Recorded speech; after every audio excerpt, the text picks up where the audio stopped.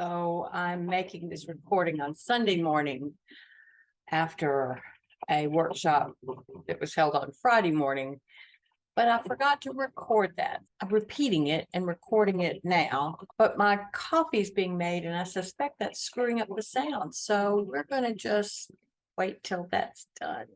So welcome to ZentangleForSketchnoters. We had a workshop last Friday and had a great time, made some cool things, but I forgot to record. So this morning I'm recording it again for you, person in the future.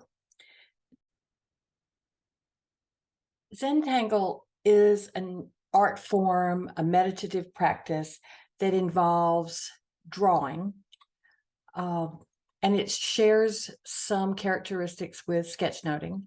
It also has some differences. And so I'll start with those differences.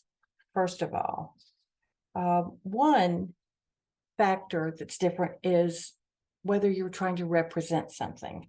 And Zentangle clearly is not representative.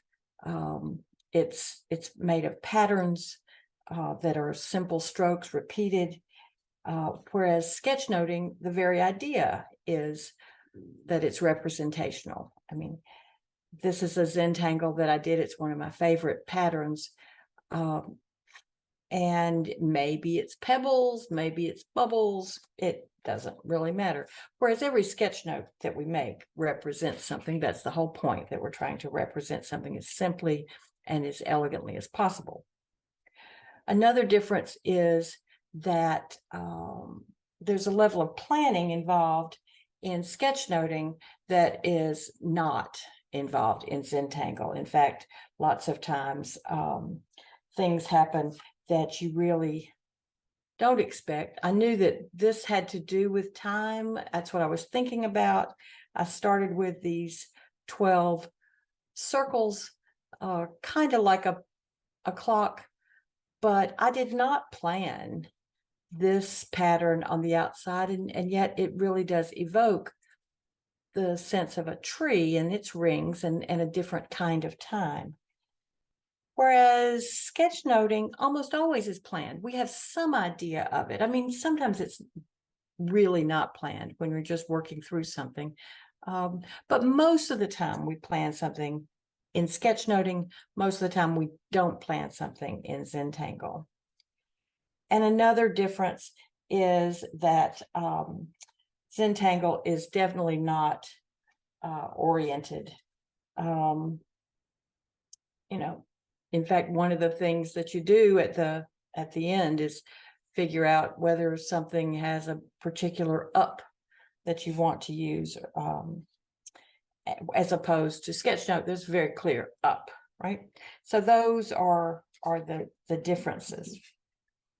But there are a lot of things that are exactly the same and in fact, very similar.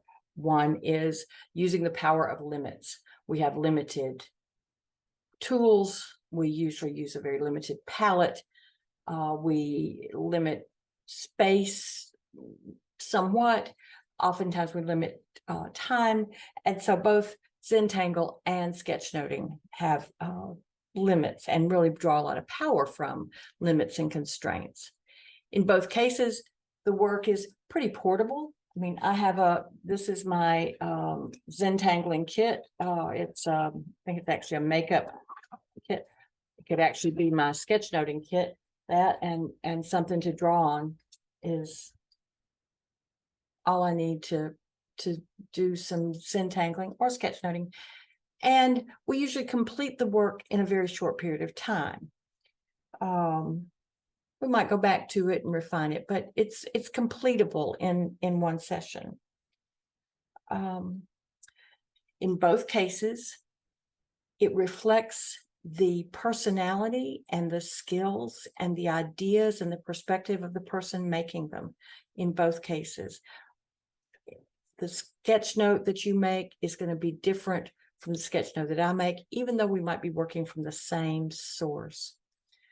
Just as the Zentangle patterns are going to be different, they'll even be different in different times. And the other thing, and maybe the most important thing that they share, is that both of them can bring surprises. Both of them let us see things externally that we might not have seen any other way. One of my favorite Zentangles was this little guy. I was playing with color and trying to draw a pattern that was called salt that uses this hexagon thing. And then this guy shows up. I didn't know he was in there. And he may have buddies somewhere. So just like we might get surprises when we're doing sketchnoting, we can often get surprises with Zentangle. You might ask, why would a sketchnoter do Zentangle? And I think there are three important reasons. One is that it is good practice at making marks. It is good practice at making marks accurately and intentionally, deliberately, with a little bit of a plan, but also making those marks joyfully and playfully and seeing where it takes us. And that's just a good thing for sketchnoters to have at hand. Consequently, it's a really good warm-up. There's another batch of things that there are some handy techniques. There are tricks for layering, for adding dimension to your drawings through some pretty simple shading techniques, or using color in a particular way. These are a technique called Zen bossing, and I hope you can see that this is a flat piece of paper, and yet can really add a lot of dimension very, very simply with some techniques. Also, you learn things about composition and contrast and drama. You can make little designs that printers call dingbats to use in separators or frames or borders. And then perhaps the most important is that it is a way to enlist your subconscious, or more accurately, to distract your forebrain with a task, to let your subconscious work for you. And I think that lots of times in sketchnoting, we are so focused on the material. We're so focused on the ideas, and we're thinking up here, that sometimes we need to step back and just let our subconscious work on it. And we can do that with a walk. We can do that by going to get a cup of coffee, but you could also do it by doing a little tangling at the end of a sketchnoting session. And so not only is it a really good warm up, it's a really good wind down. So let's try it. The tools that you use in Zentangling are virtually the same as the things that we use in sketchnoting. Something to draw on and something to draw with. So I'm going to do two demonstrations in this workshop, one with the traditional Zentangling tools and the other with the tools that we often use in sketchnoting. So something to draw on. This is a Zentangle tile. They sell these. This is a nice 140-pound watercolor paper. It's about 3.5 inches or 9 centimeters on a side. It is square.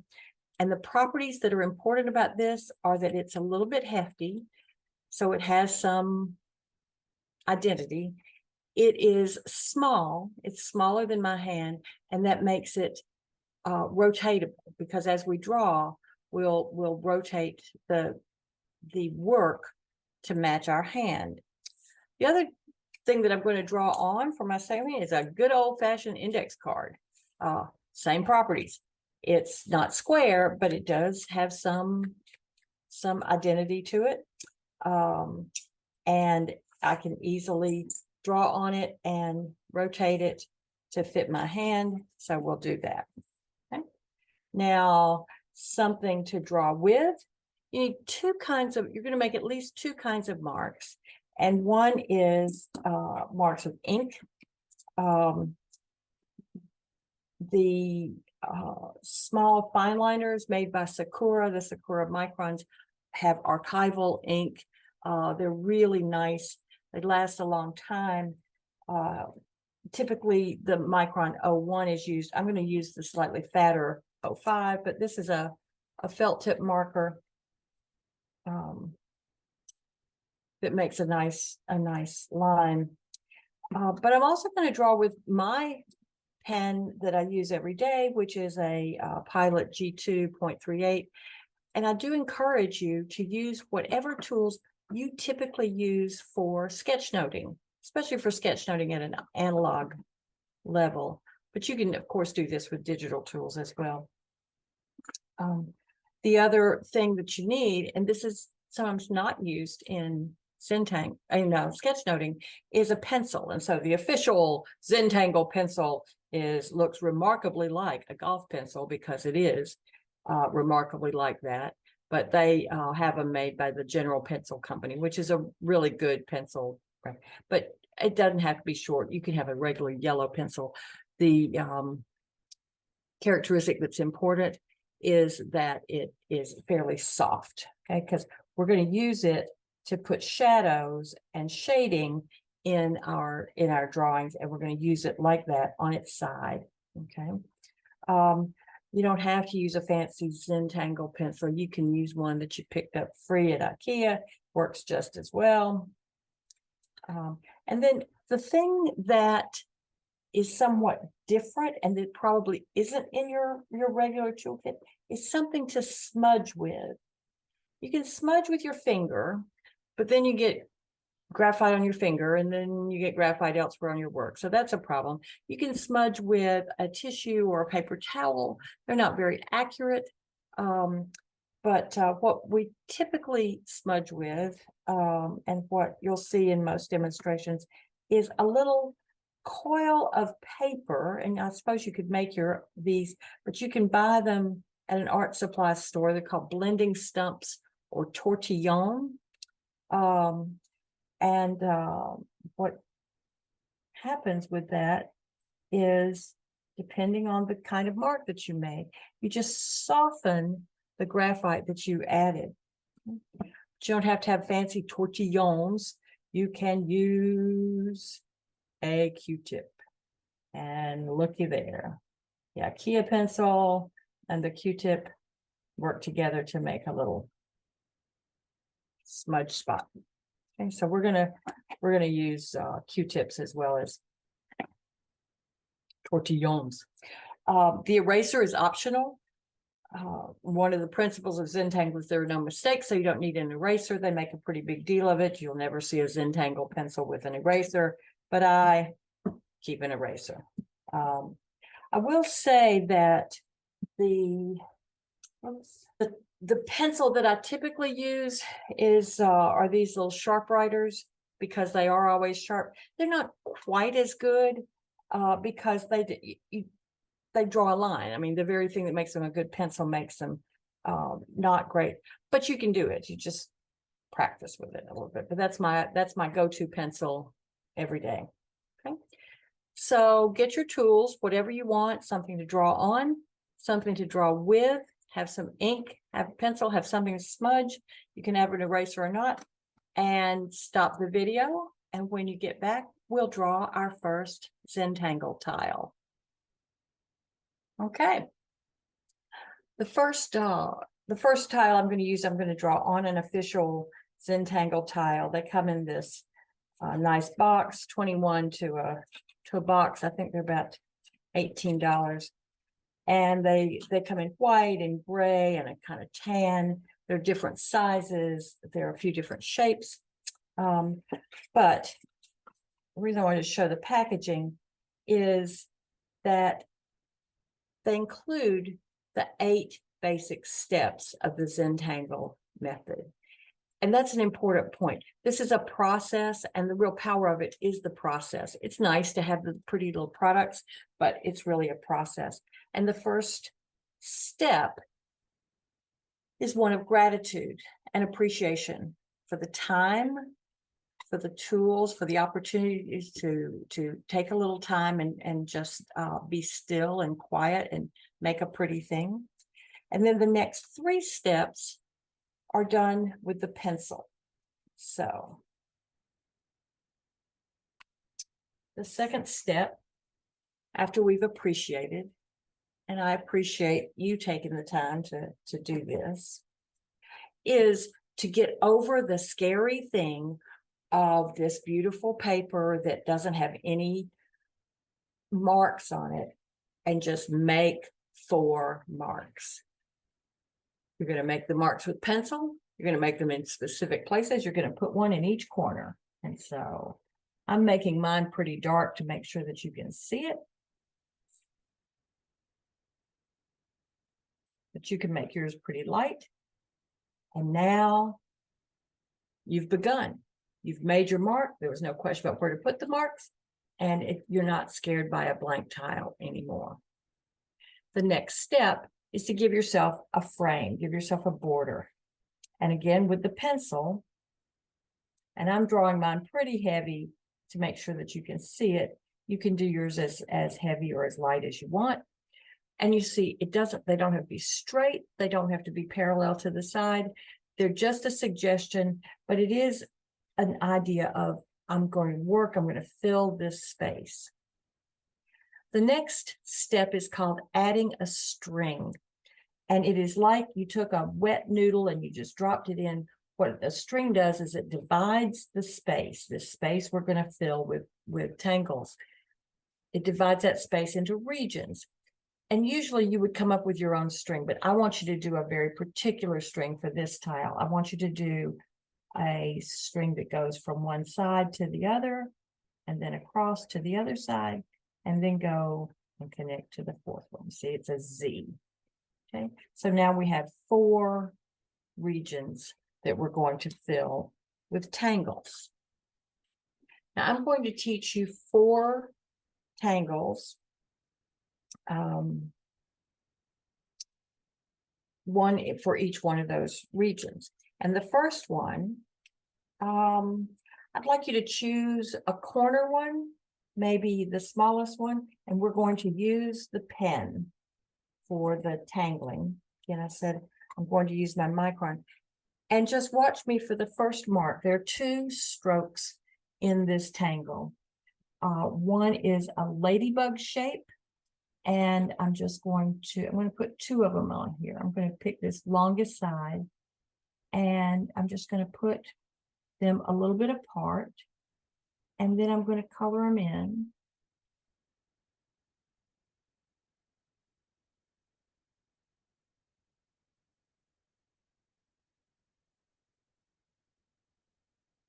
They don't have to be exactly the same.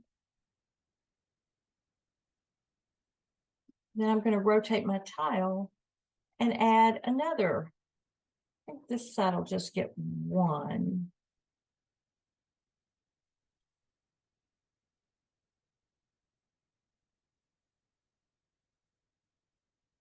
Just take your time and enjoy the coloring in. There's some marks you want to let. I'm going to put one as though it's in the corner.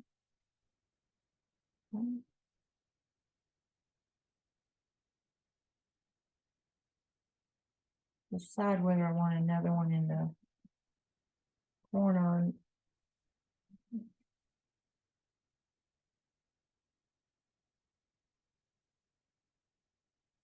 Just keep going around the outside of this region with these ladybug shapes, or parts of ladybug shapes. Yeah, I'm going to put them in that corner.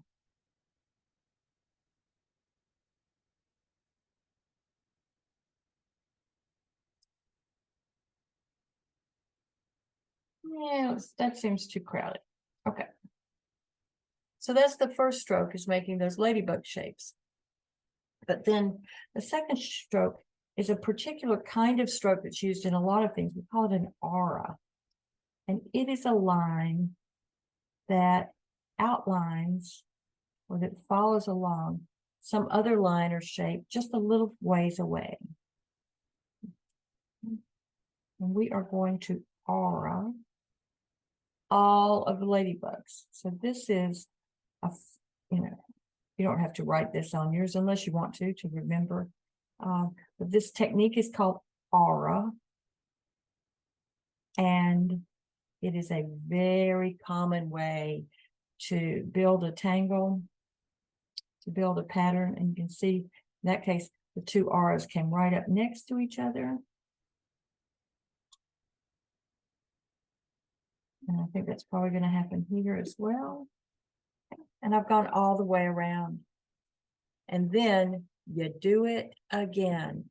And you keep doing it until the space is full. So since these are already close together, I'm going to just bump them together there. Let's see. This one.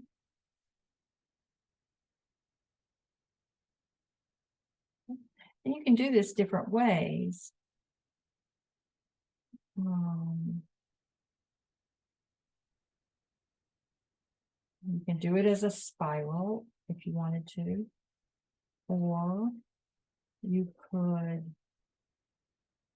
kind of layer them on there. Let's see.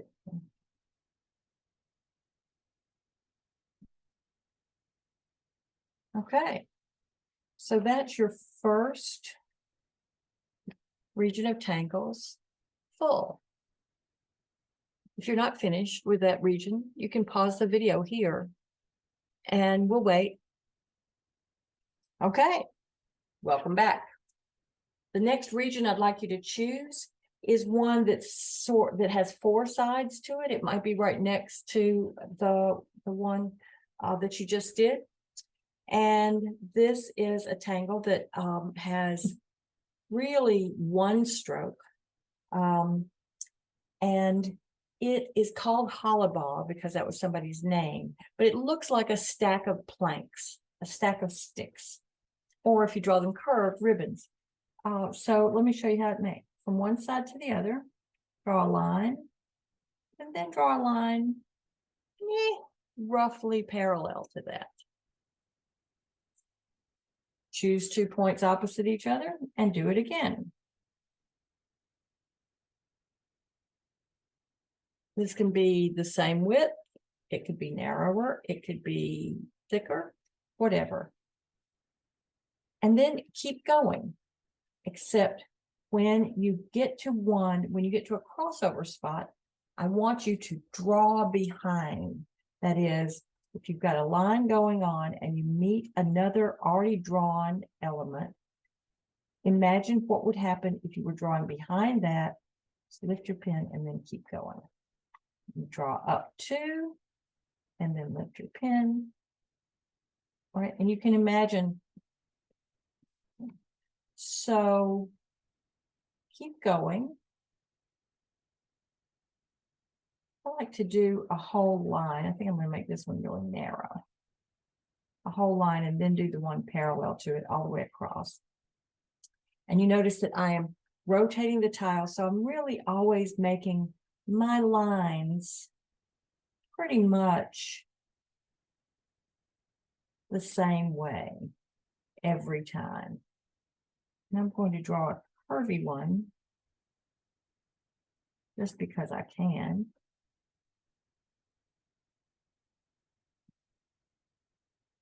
Just to be different. And every time I encounter another one, I draw behind. And so in this way, you build up this stack of sticks. Okay? So the technique that we're using here is called draw behind.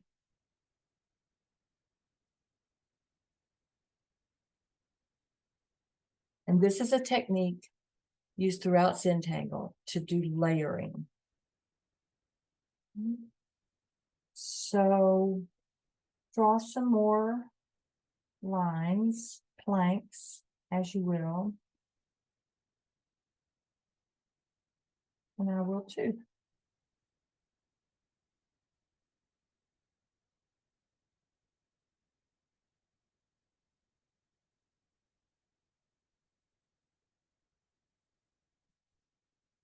Take as long as you want.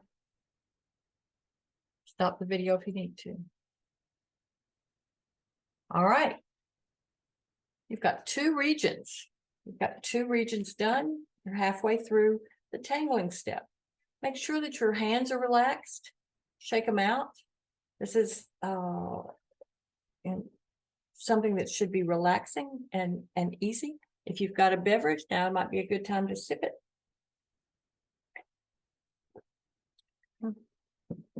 The third tangle pattern we're going to use is called printemps, the French word for spring. And use of the two regions that you have left, use the smaller of the two. So for me, that's going to be this one.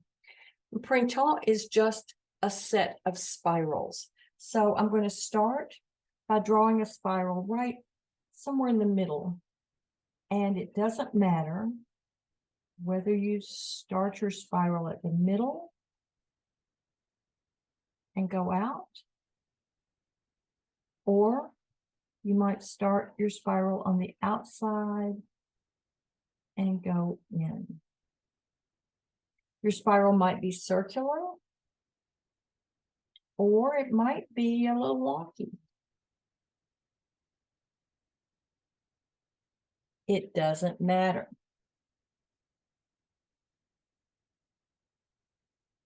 You can leave it open, or you can close it up. And if you encounter, as you fill,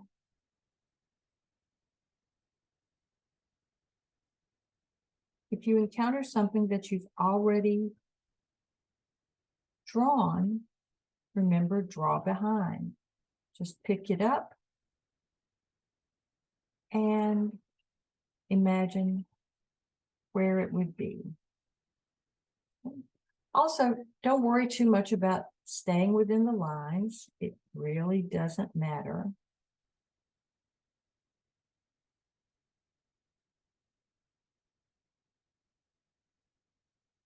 Spirals go better if you go slowly. And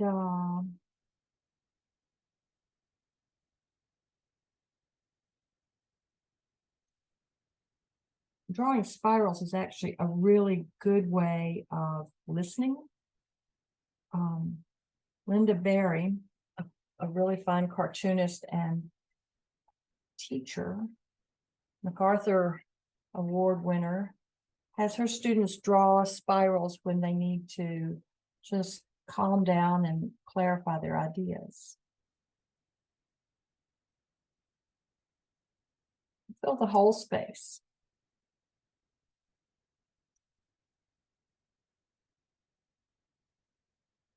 And you probably have a preferred way of drawing spirals.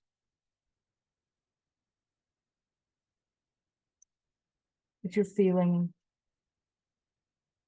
like you need some soothing, do them all your preferred way. If you want to stretch,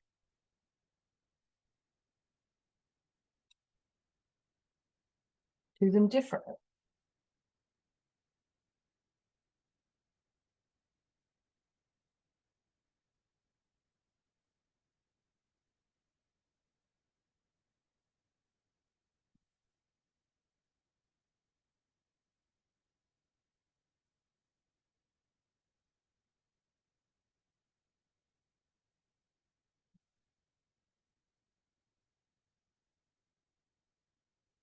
Some might escape altogether.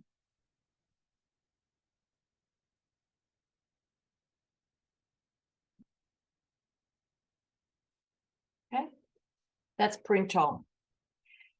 Your spirals look different from my spirals. And the thing that I want you to remember in doing this one, especially in this one, is that your line is your line. Your spiral is your line. It's what gives character to your work. So however you draw a spiral with your pen on your paper is your own mark, and that's just fine. Once you finish your spirals, and be back in just a minute. So now we're going to tangle in our last region, in this large region, and we're going to start with a grid that is mostly rectangular, kind of parallel to the border lines that you've got. And I'd like this to be fairly spacious. We've got a pretty large area to fill here, and they're roughly the same distance apart. You see that I am turning my tile so that my hand is always making the same motion. I find it easier to do things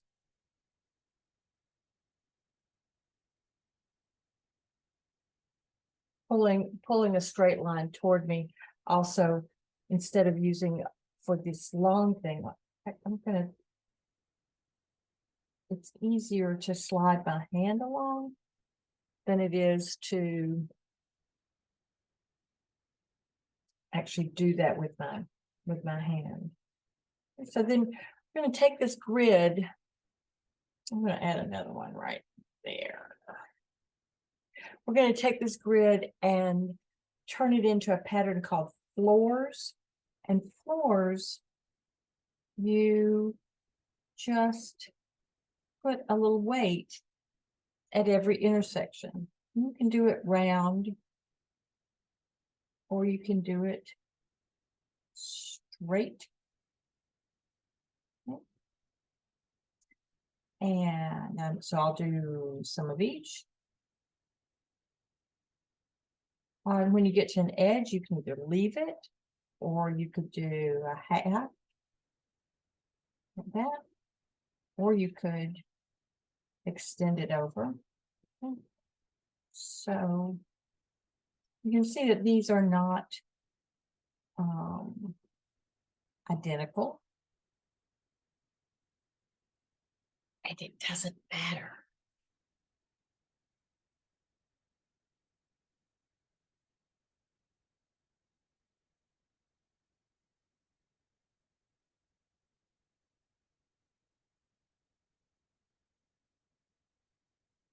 But a loose grid tangle like this is a way to fill up a space pretty quickly.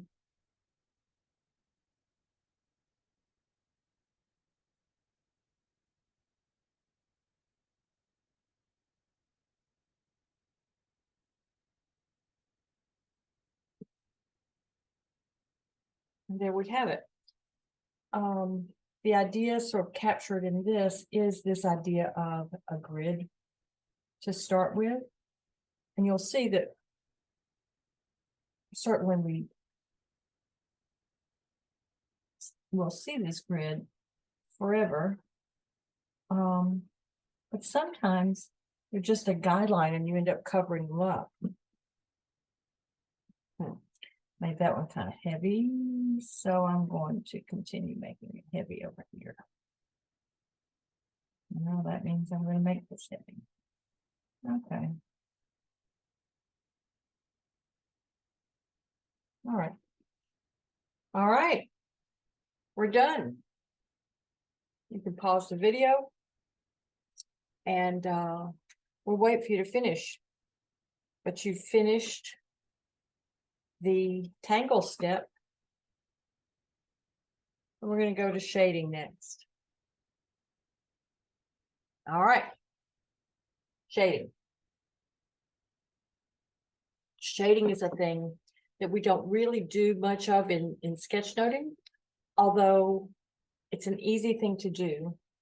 And if using a pencil doesn't work, using a gray marker can work really fast. Okay? But we're Zentangling, so we're gonna do it that way now. We're gonna shade aura in a particular way, and we're gonna start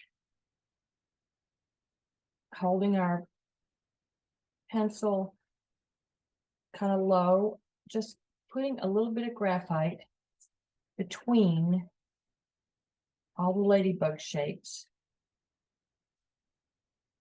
And you don't have to put it on the ladybug shape. You can. Sometimes that makes it real shiny. And just look at that, even without doing anything else, that has changed that area. It has given it a lot more character than the others. Then we're going to take a blending stump or whatever you're using to blend and just make little moves on that to invite the graphite toward the middle, not all the way into the middle, but just a little ways into the middle. You're just softly rubbing, and you see it makes this gorgeous shading. Might come toward the middle.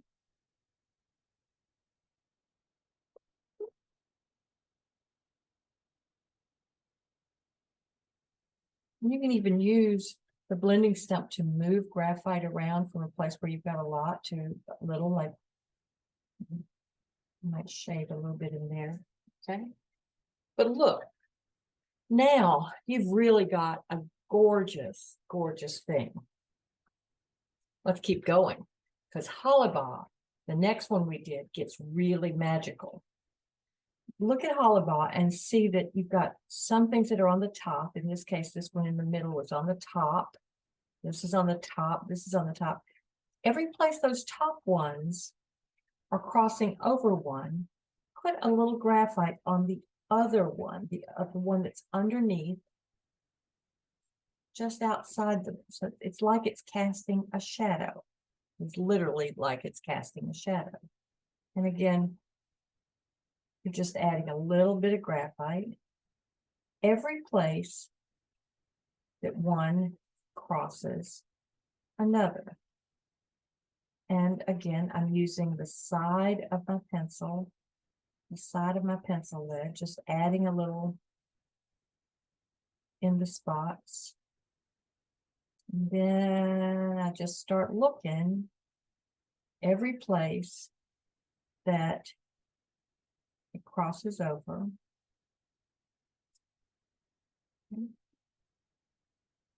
And at first it might be confusing, but take a step back, look at it, and you'll see where the crossover points are.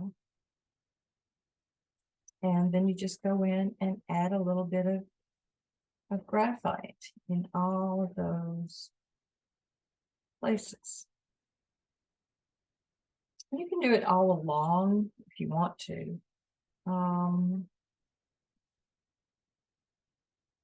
But you really just need it at the crossovers. And that makes it a little specialer. So even, again, step back and look at it there. But then go in and soften those just a little bit. I'm pretty generous with my graphite, so I've got quite a bit I can move around. That one was on top of this one. Just moving it down on the path that it's shadowed. You can even put it in the in-between bits. And if something happens like this, where the whole thing got covered up, that's where that eraser can come in handy. I use a kneaded eraser, a soft eraser, and you can just make a small bit and just stab it away. Okay. One of the principles of Zentangle is that there are no mistakes. You just keep going, work with what you've got, and then step back and look at that. Wow, you have added a whole lot of dimension and depth there. I'm actually going to go in and make my in-betweens a little bit darker. You could add another pattern in there if you wanted to. You could scribble in there. I'm just going to add a little graphite in there. Again, using the side. So I've got it a little bit darker. And then softly invite that, smooth that out in the paper. Okay, now print on. What we're going to do is pick one, maybe two, maybe three spirals and make them the star of the show. Lots of times this is maybe the first one or maybe the prettiest one. I'm going to choose this one, which was my first one. And again, I'm being pretty generous with the graphite. I'm bearing down and I'm going all the way around this one that's going to be the star. You can see it happening already.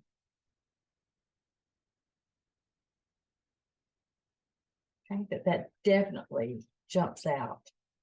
I like odd numbers larger than one. I'm going to make this one a star too.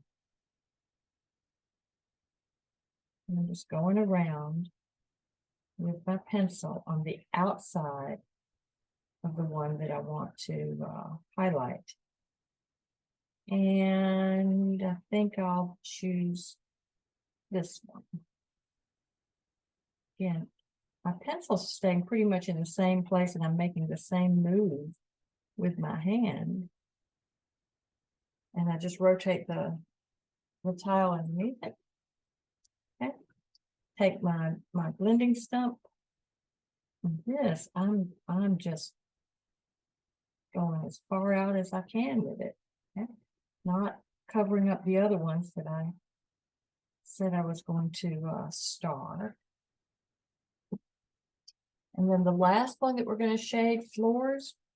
We don't usually think about direction of light or anything, but we can exploit something that's consistent. I'm going to choose one corner, in this case, the lower right, the way I'm holding it.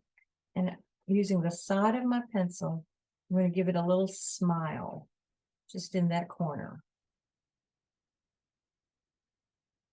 Where it's little, I'll make littler smiles.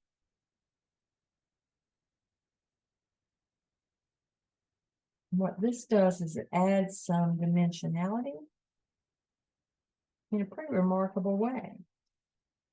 Then again, take my blender and just soften those little smiles. Just soften them out.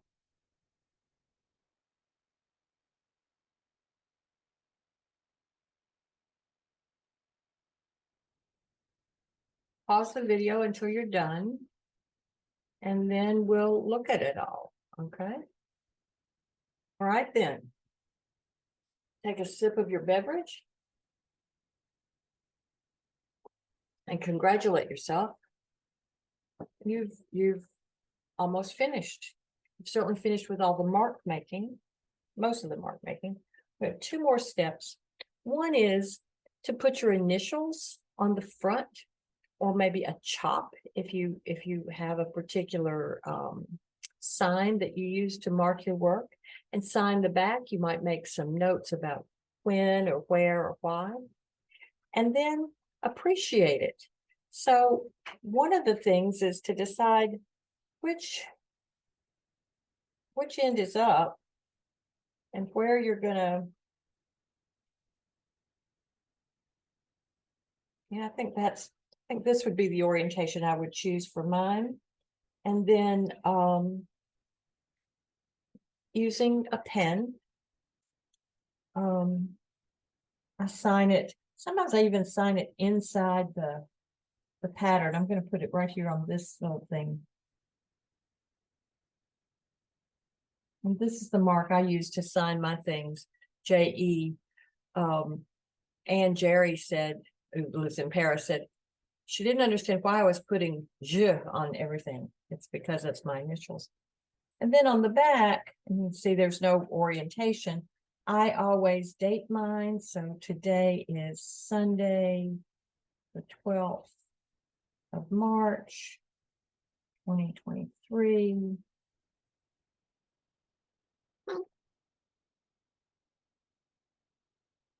Intro workshop recorded.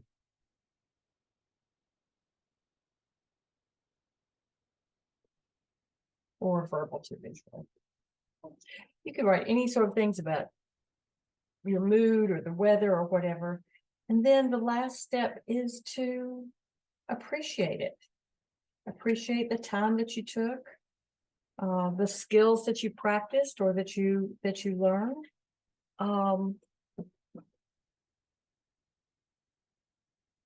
I appreciate you. I appreciate you doing this. So that's the first tile. I hope you enjoyed it. I am going to do a second tile. I'm going to put that in another video. Just wanted to remind you of the reasons that I think this is very useful. It's good practice at making marks accurately, but also playfully, gracefully, joyfully. There are some handy techniques for developing dimension, especially, but also some artistic things about composition and contrast. And you can critique this as a composition. And that it is a way, when you're doing it, to keep your front brain occupied and let your subconscious work on any issues you might have been working on when you're sketchnoting. The mothership of information about this is at Zentangle.com. Rick Roberts and Maria Thomas are the founders of that method. There are several teachers there. This is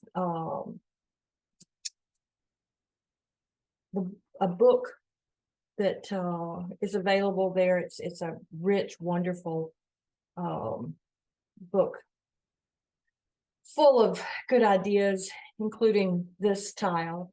And Zentangle.com is very generous with videos and blog posts and a newsletter. They also sell things like tiles and pens and stuff like that. And they train teachers, and it is a good resource. I'll also post in Verbal to Visual a list of other resources. So I'm going to close this video now. Thank you very much. I appreciate you. It has been a delight. This is the little box where I keep my my tiles. There are always little surprises in there like that. So you can see that I've made a few drawings in my time. Those were a long time ago.